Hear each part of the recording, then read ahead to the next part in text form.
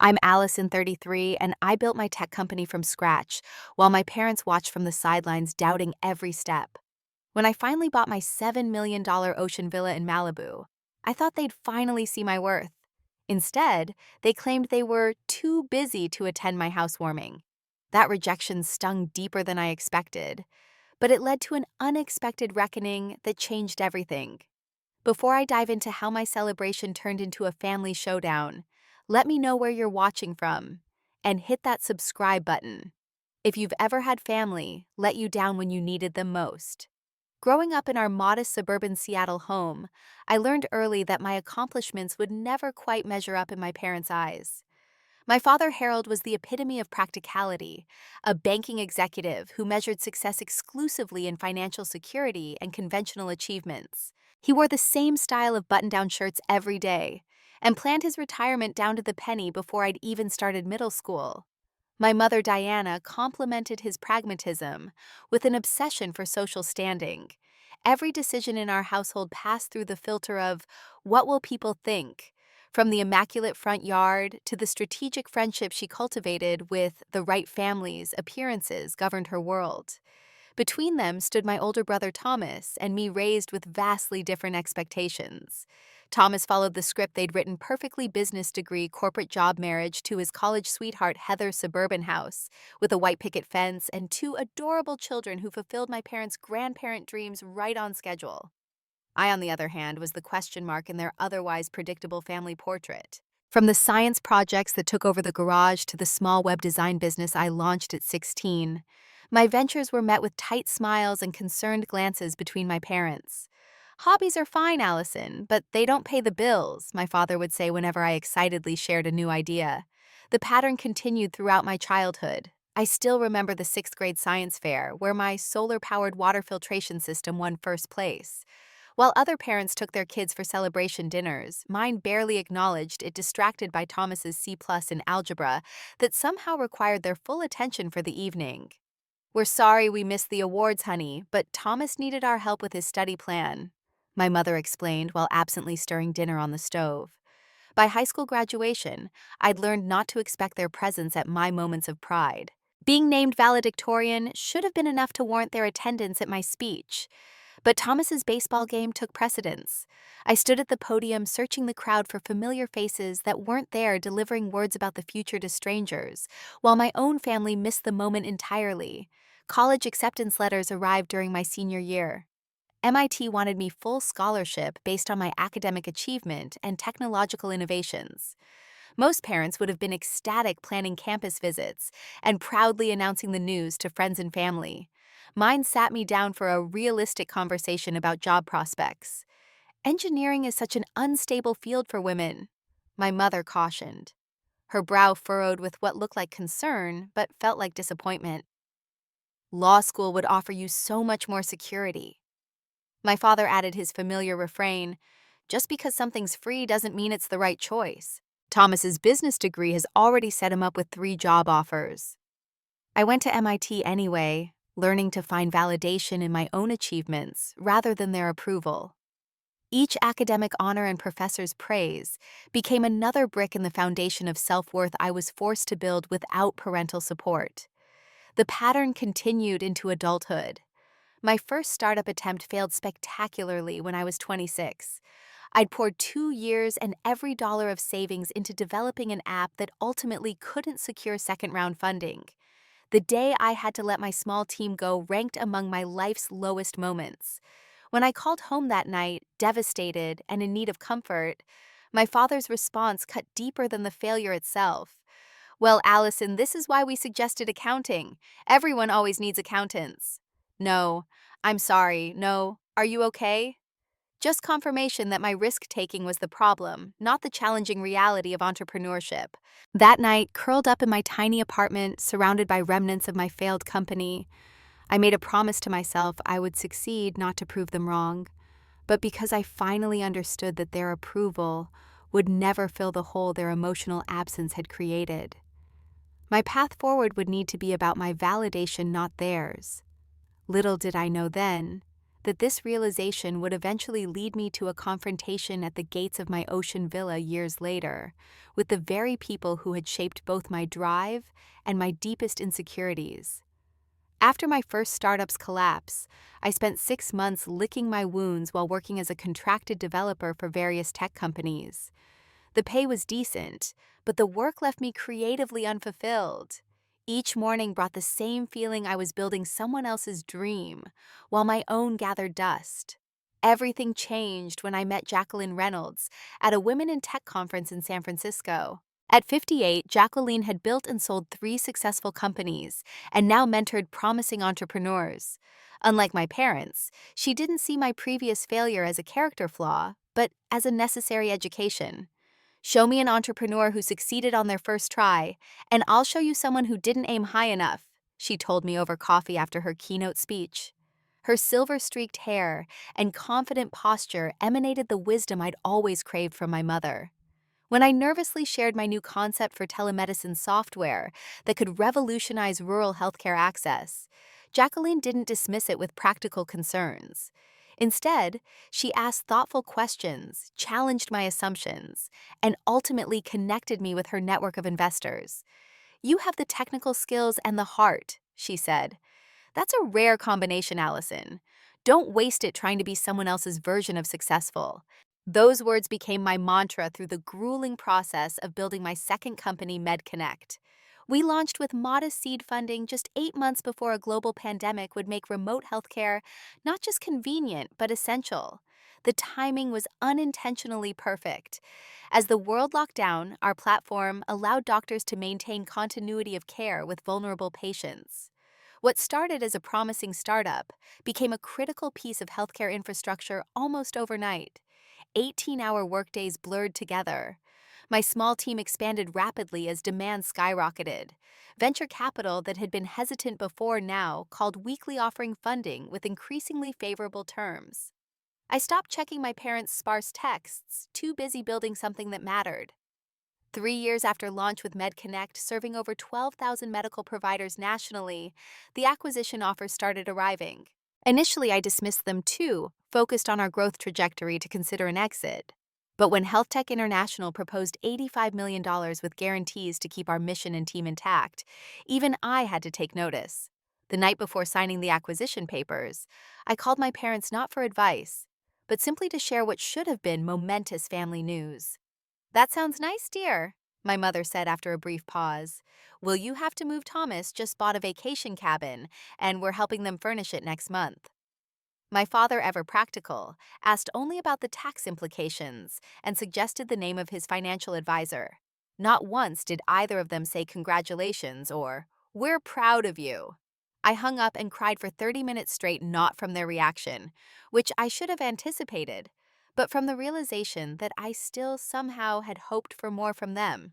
The next day I signed the papers, making me wealthier than I'd ever imagined possible. Champagne flowed in our office as my team celebrated our collective success. Jacqueline sent flowers with a note reading, "The world needs more builders like you. This is just the beginning." With financial freedom came an unexpected question.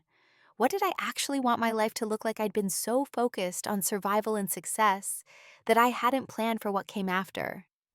The answer emerged gradually over the following months. I wanted Roots a sanctuary, a place that embodied everything my childhood home hadn't been: warm, welcoming, and filled with genuine connection. House hunting became my new project. I toured dozens of properties across California, but nothing felt right until my realtor mentioned an oceanfront property in Malibu that had just been privately listed. "It's at the upper end of your budget," she warned, "but I think it might be exactly what you're looking for." The moment we rounded the cypress-lined drive and the house came into view, I knew. The contemporary structure of glass and warm wood seemed to float above the Pacific, its walls of windows embracing the horizon, rather than shutting it out. Unlike the sterile perfection of my parents' home, this place felt alive with possibility. Walking through the light-filled rooms, I imagined dinners with friends, conversations on the expansive deck, and mornings watching the surf from the primary suite. This wasn't just a trophy home. It was the physical manifestation of the life I'd fought to create for myself. "I'll take it," I told my realtor before we'd even finished the tour. $7 million a number that would have given my father heart palpitations felt like a fair exchange for this slice of paradise and the promise it held. As I signed the closing documents 2 weeks later, I decided this milestone deserved a proper celebration. Not the kind my parents would approve of practical and understated, but one that honored the journey and the people who had actually supported me along the way. My housewarming would be the official beginning of living life on my own terms, surrounded by those who had earned their place in my success story. April in Malibu brings perfect weather, sunny days with cool ocean breezes and spectacular sunsets. I chose the last Saturday of the month for my housewarming party, giving me 3 weeks to transform my new house into a home and plan a celebration worthy of this life milestone. Each decision felt meaningful. I hired Angela, an interior designer, whose warm, livable aesthetic perfectly complemented the house's architecture.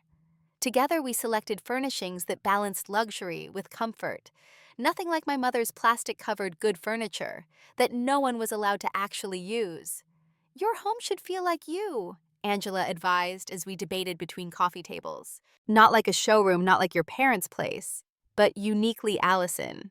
For catering, I splurged on Chef Marcus, known for his farm-to-table cuisine that honored my Pacific Northwest roots while incorporating California's fresh bounty. When he suggested a custom menu highlighting pivotal places from my journey, Seattle, Boston, San Francisco, and now Malibu, I nearly hugged him for understanding exactly what this celebration meant. Everything was falling into place. The invitations went out to friends, colleagues, mentors, and the chosen family I'd gathered over the years. I'd purposely kept the guest list intimate at around 40 people, wanting everyone present to have genuinely contributed to my journey. With 1 week until the party, only one task remained: personally inviting my parents. Despite our complicated history, some stubborn part of me still hoped this achievement might finally bridge the gap between us. Perhaps seeing my success firsthand would help them understand me at last. I chose a Tuesday evening to call, knowing they'd be home after dinner, likely watching their favorite crime show with predictable timing. My hands trembled slightly as I dialed an adult woman successful enough to purchase a multi-million-dollar home, yet still nervous about talking to her parents. My father answered with his usual curt, "Harold speaking," as though expecting a business call rather than his daughter. "Dad, it's Allison. Is Mom there too? I'd like to speak with both of you." I heard muffled movement and my mother's voice joining the call. "Hello, dear, is everything all right?" The concern in her voice wasn't for my well-being, but carried the undercurrent of, "What problem are you bringing to us now?" A tone I'd grown accustomed to over the years. "Everything's great, actually. I wanted to personally invite you both to my housewarming party next Saturday. I know it's somewhat short notice, but I'd really love for you to see my new place in Malibu." The silence that followed spoke volumes before my father cleared his throat. "Malibu, isn't that rather extravagant, Allison? I thought you were looking in Oakland." Not congratulations, not excitement, just immediate judgment. "I found a property that I fell in love with," I explained, trying to maintain my enthusiasm. "It's right on the ocean, and the setting is just incredible. I'd really like you both to see it." My mother jumped in with practical concerns, her default response to any situation that might require emotional engagement. "California is such a long trip, dear, and your father has his back issues from gardening last weekend." "I could arrange first-class flights," I offered quickly. "And a car service from the airport. You wouldn't have to worry about anything." Another pause followed by the sound of their muted discussion away from the phone. When my mother returned, her voice carried the practiced regret she used for declining unwanted social invitations. "That's very generous, but we have commitments with the Community Foundation that weekend, and Thomas's daughter has her dance recital on Sunday that we simply can't miss." My throat tightened. "The party's on Saturday afternoon. You could still make it back for Sunday events." "It's just not practical, Allison," my father interjected. "Perhaps we can visit some other time when things aren't so hectic. Why don't you just send us some photos after your party?" Just send photos. As if my milestone were no more significant than a casual dinner out. As if their physical presence, their validation of my life choices wasn't precisely what I'd been seeking. "This is important to me," I said, my voice smaller than intended. "I'd really like you both to be there. And we'd really like to come," my mother lied smoothly. But we're just too busy right now. You understand how it is with commitments. Thomas's children have so many activities, and we try never to miss any of them. The implication hung unspoken. Thomas's conventional life milestones deserved their presence. My unconventional ones did not. Right. I managed, swallowing hard. I understand. After hanging up, I stared at my phone for several long minutes, the familiar ache of their rejection washing over me. The magnificent house around me, the physical proof of my success, suddenly felt empty, as though missing a crucial foundation. I called my best friend Sophia immediately, my voice cracking as I recounted the conversation. They're not coming again. They're too busy with Thomas's kids' activities. Sophia's protective anger flowed through the phone. Screw them, Ali, seriously. Do they have any idea what you've accomplished? What this house represents? Apparently not, I sighed, looking out at the moonlight dancing across the waves, a view most people would consider priceless, but somehow insufficient to warrant my parents' attention. Then their loss is everyone else's gain, Sophia declared with the fierce loyalty that had sustained me through countless disappointments. If they don't want to celebrate you, we'll just have to celebrate twice as hard. This is your moment. Don't let them diminish it. As we talked, something shifted within me. Perhaps it was Sophia's indignation on my behalf, or simply the culmination of years of seeking approval from people constitutionally incapable of giving it. Whatever the catalyst, I made a decision that night. This party would no longer be an attempt to gain my parents' validation, but a declaration of independence from needing it at all. You're right, I told Sophia, resolution strengthening my voice. This party isn't about them. It's about celebrating with the people who've actually been there for me. That's my girl, Sophia cheered. Now, how are we going to make this the most spectacular housewarming Malibu has ever seen? By the time we hung up, my sadness had transformed into determination. My parents had chosen to miss yet another milestone, but for once I refused to let their absence define the experience. They would continue living in their narrow world of conventional success and social appearances, while I would fling my doors open to those who recognize that achievement comes in many forms, all of them worthy of celebration. The morning after my parents' rejection, I woke with renewed purpose. If they couldn't appreciate what I'd built, I would surround myself with people who could. I called my event planner, Natalie, before my first cup of coffee had finished brewing. I want to take everything up a notch, I told her, watching the sunrise paint the ocean in shades of gold from my kitchen. This isn't just a housewarming anymore. It's a celebration of the journey. Natalie, ever professional, didn't question my sudden intensity. What did you have in mind? Let's expand the guest list to 60. I want to include everyone who's been part of my success story.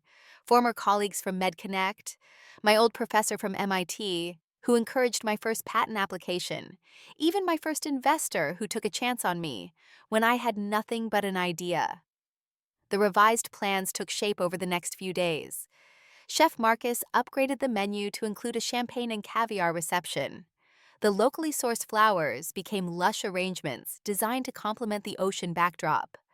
I hired a live jazz quartet that could transition to dance music as the evening progressed. For the finale, we arranged a surprise fireworks display over the ocean, something I'd never experienced as a child, because my father considered fireworks an impractical expense. Each enhancement felt like reclaiming another piece of joy my parents had deemed unnecessary. Practical voices in my head sounding suspiciously like Harold questioned the extravagance. But I silenced them. This wasn't about being practical. It was about honoring the path that had led me here. My social media posts about the upcoming celebration generated unexpected excitement. Former colleagues messaged asking if they could attend. Industry contacts I respected expressed eagerness to see the home that represented such a significant achievement for a self-made woman in tech. What had begun as a personal milestone was evolving into something larger, a statement about creating success on your own terms. 4 days before the party, my phone lit up with a number I didn't immediately recognize. When I answered, my brother Thomas's voice came through uncharacteristically hesitant. Ali, it's me. Thomas and I had maintained a cordial but distant relationship throughout adulthood. The golden child status bestowed upon him had created an unspoken wedge between us that neither knew how to address. Thomas, this is a surprise. I kept my tone neutral, unsure of his purpose. Yeah, he faltered. I heard about your new place. Malibu, huh? That's impressive. Thank you. The simple acknowledgement felt strange coming from anyone in my family. Mom and Dad mentioned you're having some kind of gathering. My grip tightened on the phone. A housewarming? Yes, this Saturday. They made it sound like they weren't invited. The audacity momentarily stole my breath. They weren't invited. They told me they were too busy to come, that Thomas's daughter, your daughter, had a dance recital they couldn't miss. His silence confirmed what I'd already suspected, another parental manipulation designed to maintain their narrative. Lily's recital is next weekend, he finally admitted. Not this one. I closed my eyes, absorbing yet another needless rejection. Thomas continued, his voice carrying an unfamiliar edge. Look, Allie, I know we haven't been close, and that's largely my fault. But you should know something, they're jealous. Mom spent an hour on the phone with Aunt Linda talking about your excessive new house and how you've changed since making money. Changed, I echoed. They barely know me now, or ever did. I know. He sighed. I think that's part of the problem. Your success doesn't fit their script, and they don't know how to process it.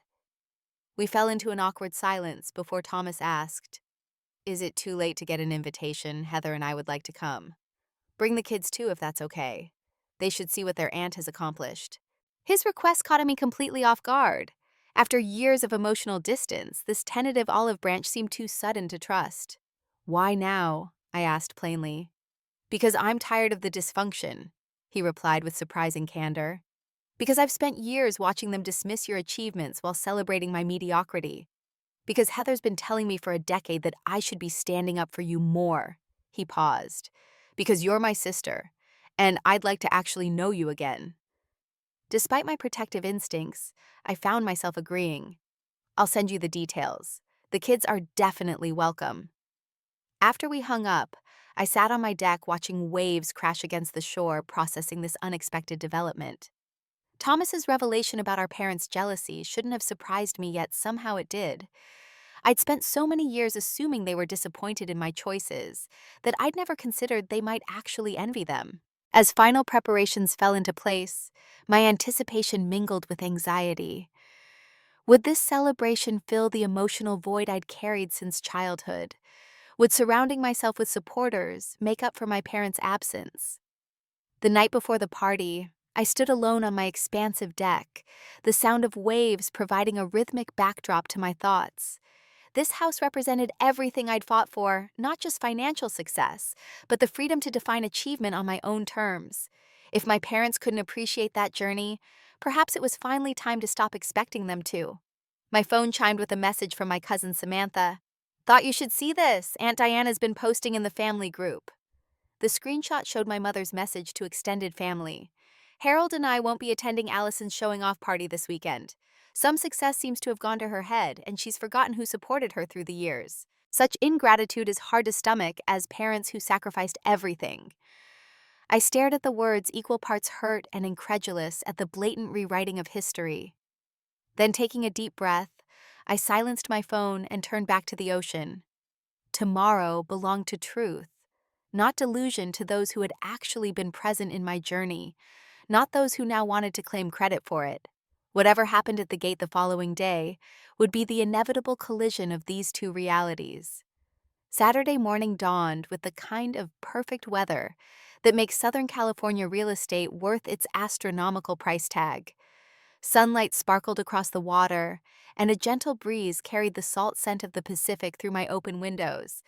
Despite sleeping fitfully, I felt a surge of anticipation as I sipped coffee on my deck, watching early morning surfers ride waves below.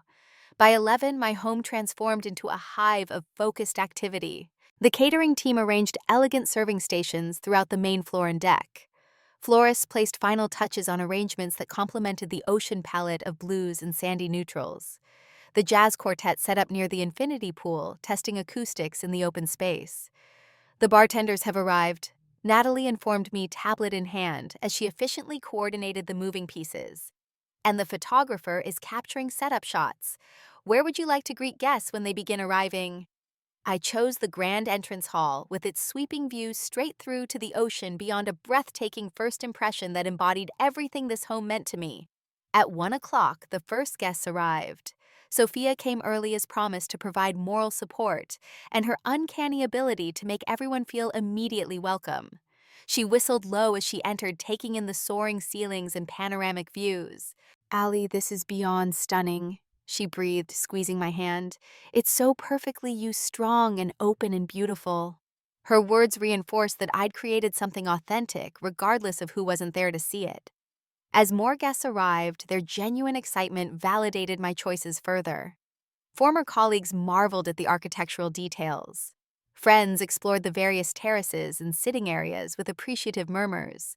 Several people simply stood silently before the wall of windows, absorbing the hypnotic rhythm of waves against the shoreline. Jacqueline arrived looking elegant as always, her silver hair gleaming in the afternoon light. She embraced me warmly and then held me at arm's length. "I knew you'd find your place in the world, but my goodness, you've outdone yourself," she said, her eyes bright with something that looked remarkably like pride. "This home is magnificent because it represents who you've become, someone who stands firmly on her own foundation." The party flowed seamlessly from formal welcomes to relaxed mingling. Chef Marcus's creations drew appreciative crowds at each serving station. The jazz quartet provided the perfect soundtrack as conversations hummed throughout the space. I found myself moving between groups, connecting people with common interests, watching new friendships form in real time. Around 3 o'clock, I noticed a slight commotion near the entrance. Thomas had arrived with Heather and their children, looking slightly overwhelmed by the sophisticated gathering. I quickly made my way over, uncertain what our reunion would feel like after our recent candid conversation. "Welcome," I said somewhat formally before my 9-year-old niece Lily broke the tension by launching herself at me for a hug. "Aunt Allison, your house is like a movie star's," she exclaimed, her brother Noah nodding enthusiastic agreement behind her. Thomas looked simultaneously uncomfortable and determined. "This is incredible, Allie," he said, gesturing vaguely at the surroundings. "You've done amazingly well for yourself." "Thank you," I replied, the simple acknowledgement still feeling foreign coming from family. Heather stepped forward, warmth in her expression. "It's been too long, Allison. We've missed having you in our lives." The sincerity in her voice startled me. Had they missed me? Had I missed them? Years of family dynamics had created such distance that I barely knew these people who shared my blood. After an awkward moment, I offered to show them around. As we toured the house, Thomas grew increasingly pensive, finally stopping me on the upper terrace overlooking the gathering below. "I owe you an apology," he said abruptly. "Many apologies, actually." When I didn't immediately respond, he continued, "I knew how they treated you, how differently they treated us, and I never said anything. I just accepted the favoritism because it was easier."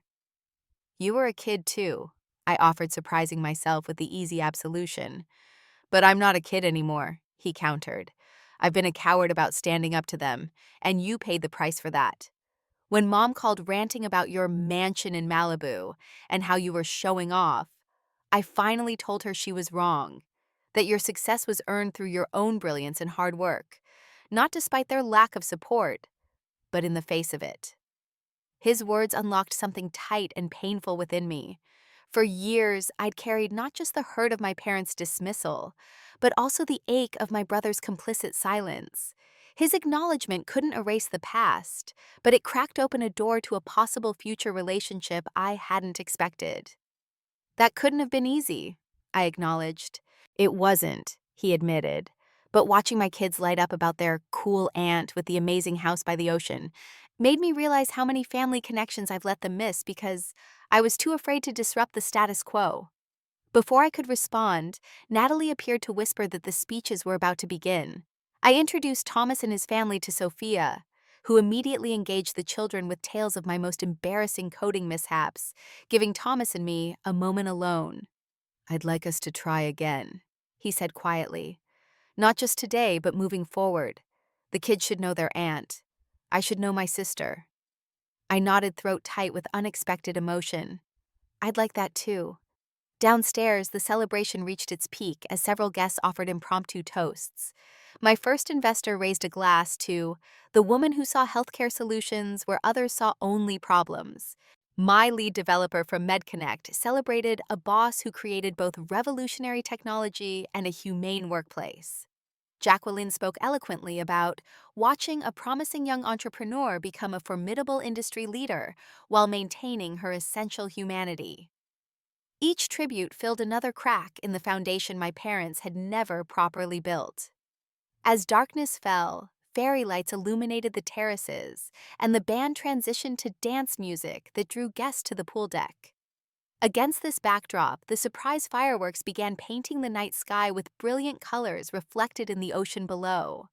Standing among people who genuinely celebrated my journey, including, unexpectedly, my brother, I felt a profound sense of belonging that had eluded me throughout my life. This wasn't just a house. It was the physical manifestation of the life I'd built for myself, brick by determined brick. Social media exploded with posts about the Malibu event of the season. Friends captured moments of joy against the spectacular backdrop. Even my normally reserved former professors were photographed dancing under the stars. Thomas's children declared me the coolest aunt ever and extracted promises for future visits. As the last guest departed near midnight, Sophia stayed behind, helping me kick off my heels and collapse onto the sectional overlooking the moonlit ocean. "So," she prompted, "how does it feel to have thrown the party of the year surprisingly complete?" I admitted. "I thought I'd feel their absence more sharply, but instead, instead, you realized you've built a life full of people who actually show up for you," she finished.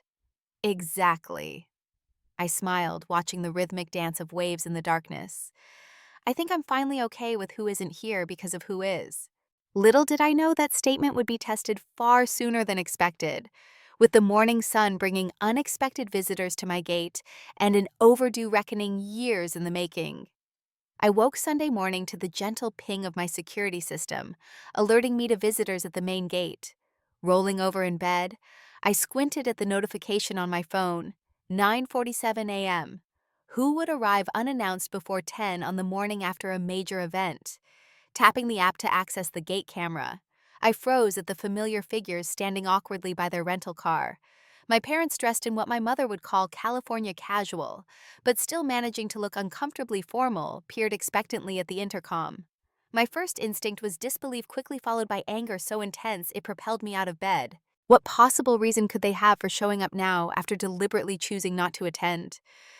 After years of dismissing every achievement, after actively undermining me to extended family, I pulled on yoga pants and a sweater, finger-combed my hair, and slipped on sandals before heading downstairs. Coffee would have to wait. This confrontation demanded full sobriety. The house was eerily quiet after yesterday's celebration, discarded napkins, and a few overlooked glasses, the only evidence of the joyful gathering. The cleaning crew wouldn't arrive until noon, giving me this strange liminal space between celebration and reckoning. Rather than using the intercom, I decided to meet them at the gate personally. This conversation deserved the clarity of face-to-face interaction, not the technological buffer of a speaker system. I walked slowly down the cypress-lined drive, each step building my resolve. This was my sanctuary, my achievement, my declaration of independence. Whatever brought them here today would not diminish that.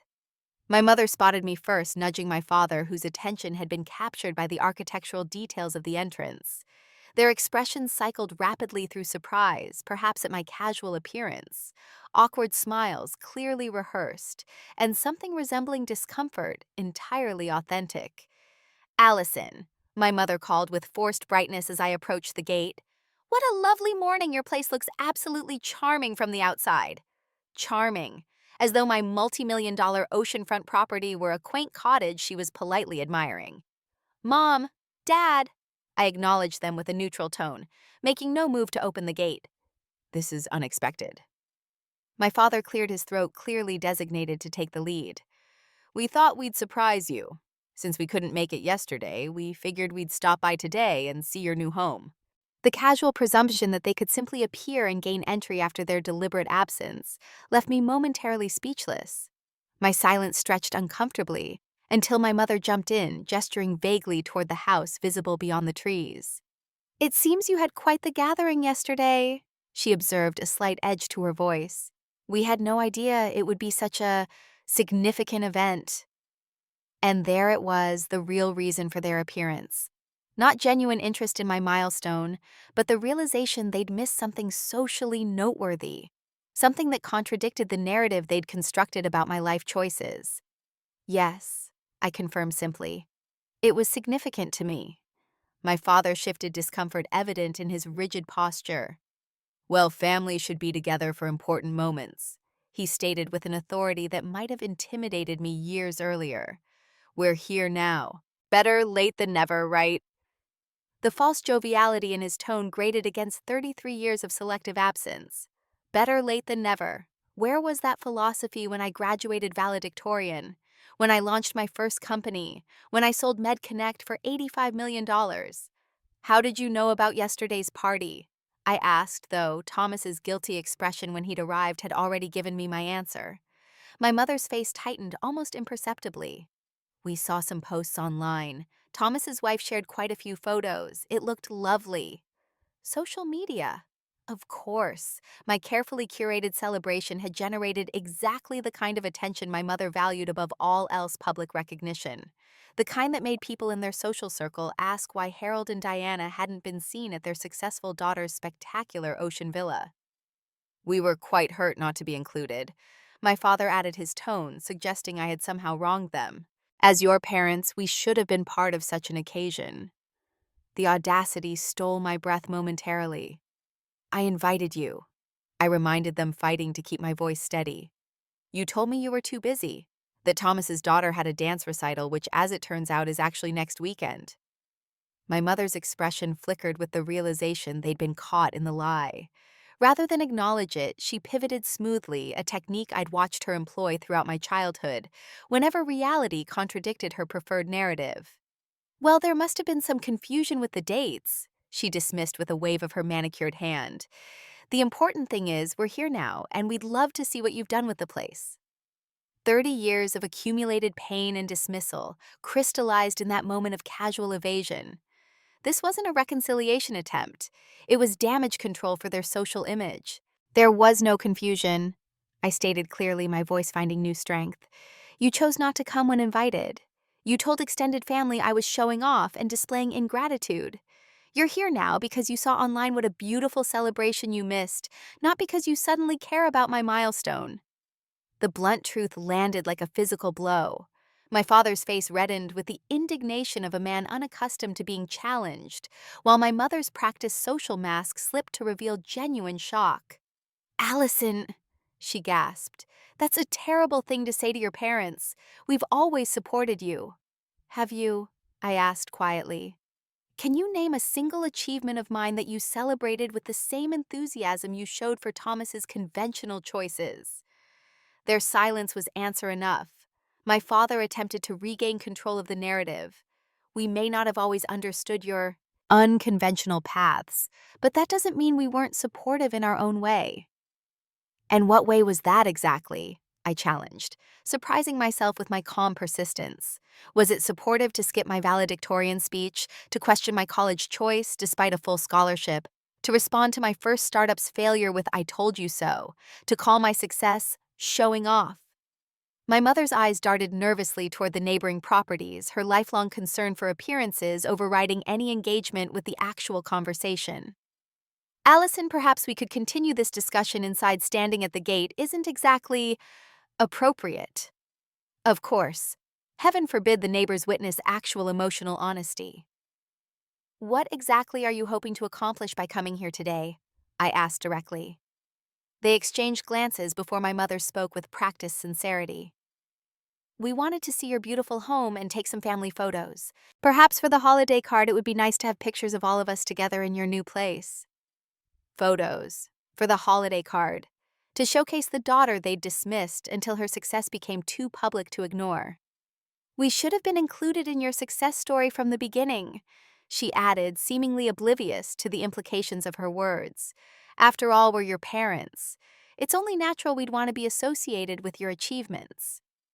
Associated with, not supportive of, not proud of, not genuinely interested in. Just publicly associated with now that those achievements had materialized into something socially valuable. In that moment, with perfect clarity, I recognized the dynamic that had defined our relationship throughout my life. My parents weren't capable of celebrating my success because they'd never actually seen me, only the reflection of themselves they wanted to project onto me. "I'm sorry," I said, and meant it not as an apology, but as a genuine expression of regret for what would never be. "But you missed the celebration, by choice, just as you've missed every important moment in my life." My father began to protest, but I continued with a calmness that surprised even me. "Relationships require consistent presence, not convenience. You can't reject the invitation and then show up for the photos afterward. That's not how genuine connection works." My mother's expression hardened into the disapproving look I'd seen countless times throughout childhood. "So you're refusing to let your own parents into your home after everything we've done for you?" "I'm establishing a boundary," I corrected, something I should have done years ago. "If you'd like to work on building an actual relationship moving forward, one based on mutual respect rather than judgment, I'm open to that conversation. But I won't pretend the past didn't happen just because my success has suddenly made me socially valuable to you." They stood frozen in shocked silence, clearly unaccustomed to this version of their daughter, one who spoke her truth without flinching, who recognized her worth without their validation. "You've changed," my father finally said, as though diagnosing an illness. "I've grown," I corrected gently. "There's a difference." With that distinction hanging in the air between us, I turned and walked back up the drive toward my home, not in anger or triumph, but with the quiet confidence of someone who finally understood her own value. Closing the front door behind me, I leaned against it for several long moments, heart pounding in my chest. The confrontation I'd both feared and needed for decades had finally happened, leaving me shaky but strangely unburdened. I made my way to the kitchen on unsteady legs and started brewing coffee, the familiar ritual grounding me as emotions churned. When the first tears came, they surprised me with their intensity. Not tears of rejection or hurt, but of profound release. Years of seeking validation from people fundamentally incapable of providing it had created a weight I'd carried so long I'd forgotten it wasn't a natural part of me. Standing firm in my truth had somehow unlocked a door I hadn't realized was still closed. I curled up on my sectional facing the ocean, coffee cooling beside me, as I allowed the emotional aftermath to wash through rather than fighting it. The waves below continued their eternal rhythm, advancing, retreating, advancing again, indifferent to human dramas, yet somehow comforting in their constancy. My phone rang, pulling me from my reflection. Sophia's name flashed on the screen. "Hey," I answered, my voice still rough with tears. "Allie, what's wrong?" Her immediate concern was exactly why she'd been my emotional anchor through the years. "My parents showed up at the gate this morning," I explained, recounting the confrontation in detail. "Holy shit," she breathed when I finished. "Are you okay?" "I'm processing," I admitted. "But yes, I think I'm actually okay. Better than okay, maybe." "I'm coming over," she declared, not a question, but a statement of fact. "Give me 30 minutes. True to her word, Sophia arrived bearing bagels and the unwavering support that had sustained me through countless disappointments. She listened as I processed the confrontation further, offering neither platitudes nor easy solutions, just the gift of being fully present. "You know," she said as we watched pelicans dive for fish in the distance, "what you did this morning was incredibly brave. Setting boundaries with parents is one of the hardest things we ever do." "It didn't feel brave," I admitted. "It felt necessary." "The necessary things often require the most courage," she observed, "especially when they involve letting go of the fantasy that someone will finally become who you've always needed them to be." Her words crystallized the core of my lifelong struggle, the persistent hope that somehow, someday, my parents would see and celebrate me for who I actually was, rather than who they thought I should be. The days that followed brought unexpected clarity as I continued processing the confrontation. When my therapist, Dr. Levine, suggested an emergency session, I found myself articulating insights that had been forming below the surface of my consciousness for years. I've been seeking their validation my entire life, I explained, as though their approval could retroactively heal the rejection I felt as a child. But the truth is, their approval was never mine to earn, because their disappointment was never actually about me. Dr. Levine nodded encouragingly. That's a profound realization. What do you think their disappointment was about, if not you? Their own limitations. I said the truth of it settling into my bones. Their inability to recognize success that didn't match their narrow definition. Their discomfort with choices they couldn't understand or control. Their fear of a world changing too quickly around them. We spent the session exploring how this understanding might reshape my relationship with them, moving forward not with expectations of dramatic change, but with clearer boundaries and more realistic hopes. The weeks that followed brought a gradual recalibration of my emotional landscape. I threw myself into making my house truly mine, hosting small dinner parties that filled the space with laughter and connection. I reconnected with colleagues from my MedConnect days, mentored young female entrepreneurs through Jacqueline's Foundation, and even began preliminary research for a new healthcare accessibility project that had been percolating in my mind. Thomas and his family became regular visitors, our tentative reconciliation growing into something resembling a genuine sibling relationship. Watching his children explore my tidal pools or build elaborate sandcastles below the deck brought an unexpected joy, a reclaiming of family connections on healthier terms. 6 months after the confrontation at my gate, a letter arrived bearing my father's distinctive handwriting. I let it sit unopened on my coffee table for 3 days, uncertain whether I wanted whatever it contained to enter my carefully constructed piece. When I finally opened it on a foggy morning with the marine layer obscuring the horizon, his words were both unexpected and entirely characteristic. Allison, I am not a man accustomed to admitting failure, particularly in areas where I believed myself to be acting in the best interests of those dependent upon me. Your mother and I approached parenthood as we approached all life challenges, with clear objectives, proven methodologies, and certainty in our approach. What I failed to recognize until recently was that children are not problems to be solved, but individuals to be nurtured in their uniqueness. My certainty about the correct path to success blinded me to the validity of your chosen route, a route that has evidently led to greater success than I could have envisioned. I won't claim to fully understand the technological innovations that built your fortune, just as I cannot claim to have supported your journey toward them. These are failures I must acknowledge if there is to be any possibility of a relationship moving forward. Your mother is not ready to have this conversation, which is why I write to you alone. Her sense of social standing has been deeply rattled by our conspicuous absence from your life at the moment of your greatest triumph. If you are amenable, I would like to meet not at your home, which I now understand must be earned as a privilege rather than demanded as a right, but perhaps for lunch at a neutral location of your choosing. I cannot promise immediate understanding, but I can promise to listen with an open mind to the daughter I failed to truly hear for too many years. Respectfully, your father. The letter, formal and somewhat stiff, was nevertheless the closest thing to genuine reflection I'd ever received from Harold Blake. I sat with it for several days, discussing it with Dr. Levine and Sophia before crafting a measured response, agreeing to lunch with clear expectations and boundaries. Our first meeting was awkward but civil, a careful dance of tentative connection and old patterns we both consciously worked to avoid. Over the following months, these lunches became a monthly ritual never completely comfortable, but increasingly authentic, as my father slowly, haltingly attempted to know the daughter he'd never properly seen. My mother remained distant, unwilling or unable to relinquish the social narratives that defined her worldview. I accepted this limitation with a resignation that no longer felt like personal failure, but simply acknowledgement of who she fundamentally was. On the 1-year anniversary of my housewarming, I hosted another gathering, smaller, more intimate, but no less meaningful. Thomas and his family attended, as did my father, who entered my home for the first time with the appropriate humility of a guest rather than the entitlement of a parent.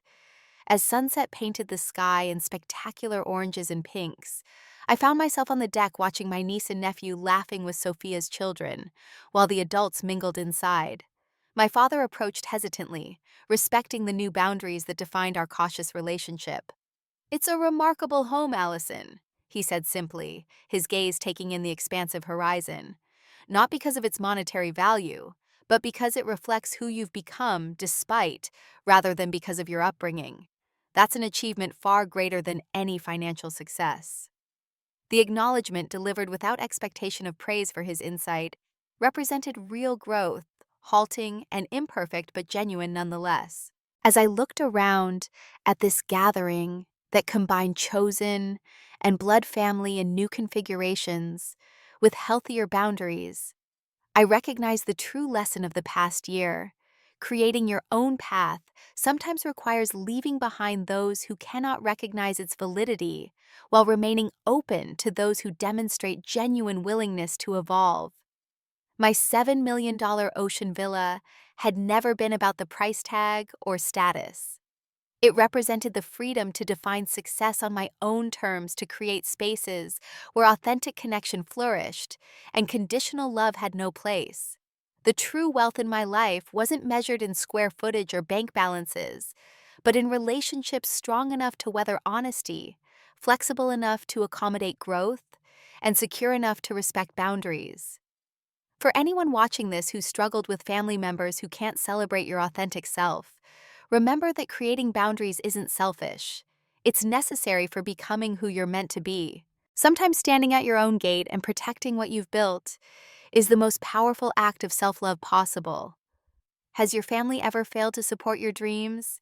Share your experience in the comments below, and don't forget to like, subscribe, and hit that notification bell to hear more stories about finding strength after family disappointment. Thank you for being part of this healing journey with me. May you always find the courage to close the gates that need closing and open the ones that lead to genuine connection.